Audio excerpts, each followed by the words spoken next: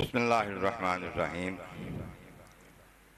صحیح بخاری شریف کی حدیث پاک ہے اور حدیث قدسی ہے۔ حدیث قدسی وہ ہوتی ہے کہ اللہ تعالیٰ کا فرمان ہو، نبی علیہ السلام نے بتایا ہو، لیکن قرآن میں نہیں آیا، اور اس کے راوی ہیں ابو ہریرہ رضی اللہ تعالیٰ عنہ۔ فرماتے ہیں نبی کریم رحمت عالمین صلی اللہ علیہ وسلم نے ارشاد فرمایا، اللہ تعالیٰ فرماتا ہے جو شخص میرے ولی سے دشمنی رکھے گا میں اس کے ساتھ جنگ کا اعلان کرتا ہوں۔ من عاد لی ولیا قد آذنتہ بالحرب، میرے ولی سے دشمنی رکھتا ہے، مخالفت رکھتا ہے، میرا اس کے ساتھ اعلان جنگ ہے، اللہ تعالیٰ فرماتا ہے۔ فرمایا کہ میرا بندہ جس چیز کے ذریعے میرا قرب حاصل کرتا ہے، میرے نزدیک اس میں سب سے زیادہ محبوب وہ چیز ہے جو میں نے اس پر فرض کی ہے۔ اللہ کے قرب حاصل کرنے کے لیے سب سے زیادہ اہم چیز جو ہے وہ اس کے فرائض ہیں۔ نماز ہے، روزہ ہے، اگر گنجائش ہے تو زکوٰۃ ہے، اگر گنجائش ہے تو حج ہے۔ یہ فرض جو ہیں یہ لازم ہیں، فرائض کے بغیر نوافل کی کوئی اہمیت نہیں ہے۔ سال بعد کسی رات میں نفل پڑھ لیے، جو سارا سال جو ہے فرض نمازیں نہیں ادا کی تو وہ اللہ تعالیٰ کو قرب کا سزاوار نہیں ہوتا۔ میں کہ سب سے پہلے وہ چیز جو میں نے فرض کی ہے وہ ہے، اس کے بعد میرا بندہ نوافل کے ذریعے میرا قرب حاصل کرتا ہے، فرض ادا کر لیتا ہے، ایک منزل بن جاتی ہے، بنیاد بن جاتی ہے، پھر میرے نفل پڑھ کے نفلی باتیں کر کے میرے نزدیک قریب ہو جاتا ہے، یہاں تک ہو جاتا ہے کہ زیادہ میرے محبوب ہو جاتا ہے، میرا لاڈلا ہو جاتا ہے، میرا اس کے محبت کرنے لگتا ہوں۔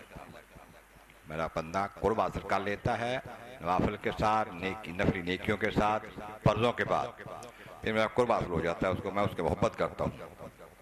جب میں اس سے محبت کرتا ہوں تو میں اس کی سماعت بن جاتا ہوں، ایک دوسرے کے بعد یہ بھی ہے کہ اس کے کان بن جاتا ہوں جس سے وہ سنتا ہے، سننے کی طاقت میں اسے خاص عطا کر دیتا ہوں۔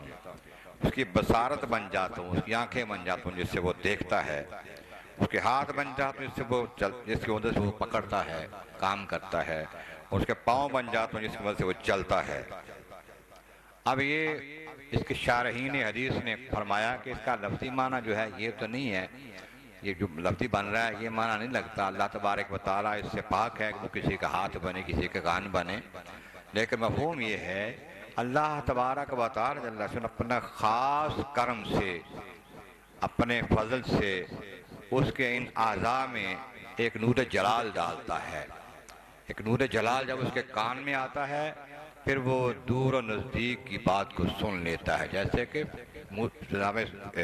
سلیمان علیہ السلام نے 3 میل دور سے چیونٹی کی بات کو سنا، قرآن پاک میں آیا ہے۔ اور پھر فرمایا کہ جب اس کی آنکھوں میں وہ نور جلال آتا ہے تو دور و نزدیک کی ظاہری اور پوشیدہ چیزوں کو دیکھ لیتا ہے۔ جب یہی نور جلال اس کے ہاتھوں میں آتا ہے تو وہ ایسے کام کر کے دکھاتا ہے جو اور لوگ نہیں کر سکتے۔ جب اللہ تعالیٰ کا وہی نور جلال اس کے قدموں میں آتا ہے تو ایک قدم اٹھائے ساری زمین طے کر لے کہ اللہ تعالیٰ اس کو یہ طاقت عطا۔ یہ ولیوں کی بات ہے، نبیوں کی بات اور برابر بڑا ہے۔ میں کہ اللہ تعالیٰ فرماتا ہے کہ میں اس کے یہ اعضاء جو ان میں خاص نور کی تجلی ڈالتا ہوں، پھر وہ میری طاقت سے چلتا ہے، میری طاقت سے وہ پکڑتا ہے، میری طاقت سے دیکھتا ہے، میری طاقت سے وہ سنتا ہے۔ پھر اگر وہ مجھ سے مانگے، کوئی سوال کرے، کوئی دعا کرے تو میں اسے عطا کر دیتا ہوں۔ اگر وہ کسی چیز سے میری پناہ مانگے میں اس کو پناہ دے دیتا ہوں، اس کی دعائیں التجائیں قبول ہوتی ہیں۔ تو ہمیں کہ اس حدیث کو امام بخاری نے روایت کیا ہے، سید سے پاک ہے۔ اللہ تعالیٰ اپنے محبوب کے صدقہ ہمیں ماننے کی اور سمجھنے کی عمل کرنے کی توفیق عطا فرمائے۔